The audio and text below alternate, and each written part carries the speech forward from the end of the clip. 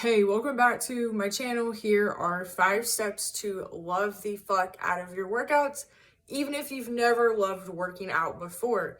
So the first step is that you need to have your music squared away.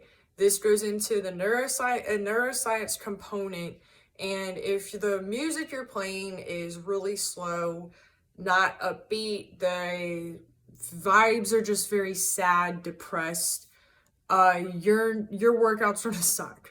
Because when you are hearing music, it's not just what your ears are doing, it's also got to do with how your brain is perceiving those sound waves. So not to get into too much of the science of it, that'll go over a lot of people's heads. What people give a shit about is they want to be able to feel energized and not sluggish or tired or depressed while they're working out, right? That's a huge part of it.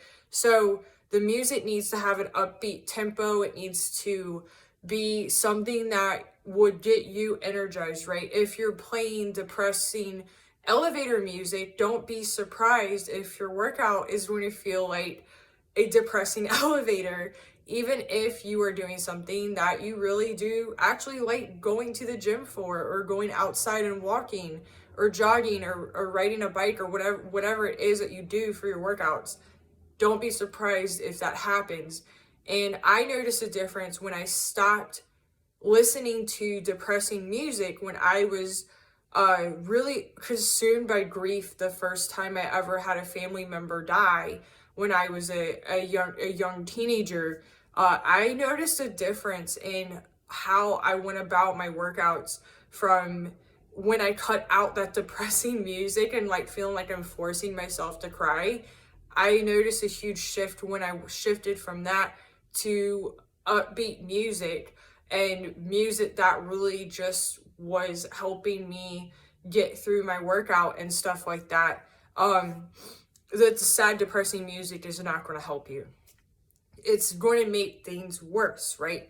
There's a time and place for everything. So a lot of the time people think, oh, the music I listen to driving or something or going to sleep or cooking is the music I need to listen to when I'm working out. And that's usually not the case. Unless if you listen to 2000s rap music like I do for pretty much every situation, all of the above, the music that a lot of people listen to in different circumstances is not what's going to help them get through a workout or power through it or get to that next level in their fitness. It's not going to be helpful, right? That is a huge part of it that a lot of people will brush over or they'll gloss over, and they'll be like, this isn't true. But I've seen it in myself and in my clients, so I know this is something that's really important, so don't skip it. The second part is that you need to match it to your personality or what you're going through, right? If you have a lot of pent up anger, you need to be doing an activity that's getting that anger out, right? Boxing, kickboxing, weightlifting, powerlifting, something like that, where you're moving your body and you're either throwing punches or kicks, or you're picking up something and you're putting it down, right? If you have a lot that you need to think about, you could go for a jog, a walk, a cycle, right?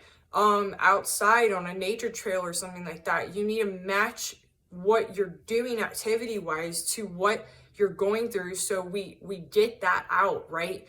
If you feel like after you work out, you still have something internally that is still fucking you up, we need to look at, okay, well, what are you doing? Are you really engaged? And then are we matching it to your personality, right? Not every type of workout is for everybody. That's not necessarily true, right? There's some types of workouts that I have tried. I've honestly given it a try. I've tried pretty much almost every workout out there in the past 15 years. There's some that for me, it doesn't do shit, right? Yoga for me doesn't do shit. It makes me fall asleep. I know that about myself. It's not like I honestly haven't given it a try. I have multiple times over the years, but it doesn't do anything for me. It doesn't do it for me, right? That's where I got into long distance running and cycling and kickboxing. And I also got into lifting in college because at the time of in the time of my life I was in, running and cycling was simply just not getting the job done for me anymore. And you're going to evolve. You're going to know that about yourself. And that's where lifting and powerlifting came into the arena for me. I needed that next level. Not that running and cycling is easy at that level. It's not, especially the long distance type runs and cycles that I was doing. But you're going to evolve, and you're going to need to know, okay, what do I need right now? What's doing it for me, right? What's getting me through this? And then you also got to look at, how do you excel, right? We're not talking about a job application here where you're going to lie about you prefer working in a group when you really don't. This is all about you. This is about what you thrive best in. Do you thrive best by yourself? Some people do. I am that person. I do not like working out with other people. It drives me batshit. I know that about myself. I actively choose a solo workout every single day. And I excel, and I constantly have gotten myself to that next level internally and externally, year after year, decade after decade. I don't need, and I don't want to work out with a workout buddy. Some people need that. They prefer that. There's no right or wrong here. Some people need a group class, a group run, a group something, right? A group kickboxing session. It needs to be what you need. You need to try out all of them. I did this same thing. I tried out everything to see what works best for myself. You need to do the same. You need to give each one an honest shot, and you need to evaluate and take from the data after each session what makes you the most efficient, what gets it done the best for you. Okay. You also need to know location. This doesn't have to be a gym. You can get a fucking badass workout out on a trail at home. I used to do fucking 8-10 mile runs a day. I used to do 25-50 mile cycles a day. And none of that was in a gym. They were always outside or inside, right?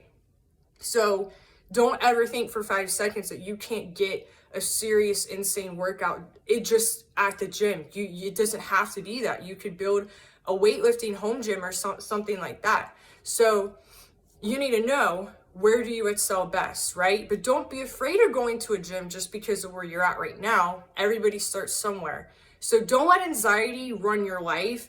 You need to run the show, right? Figure out where you excel best at and try them all out. Home, gym, and outdoors. Always be safe. Always wear reflective clothing, especially at night. Be smart about shit, but try each one out and make sure you figure out the best fit. The last part to loving the fuck out of your workouts is the time of day that you operate best for this, right? You don't have to do 5 a.m., 4 a.m. workouts in order to see fitness or weight loss success. You need to figure out, where do you got the free time in your schedule, and where are you the most energized during the day? Where are you actually going to excel at? So some people, it is at 4 or 5 a.m. I've done that time. I've done all times of the day. And I can say, honestly, it really does depend on your schedule, what else is going on, and when you have that 30 to 60 minute window to really, really focus and get something done. Focus on that, and don't listen to the noise of where people say, oh, it's got to be this time. It doesn't. Okay, figure out what's best for you and your schedule, and success will follow. If you are still struggling with your weight loss and it is this time of this year, then you need to pivot. You need help. I have ways to work with me below, both free and paid. Be sure to check them out, and I'll see you in another video.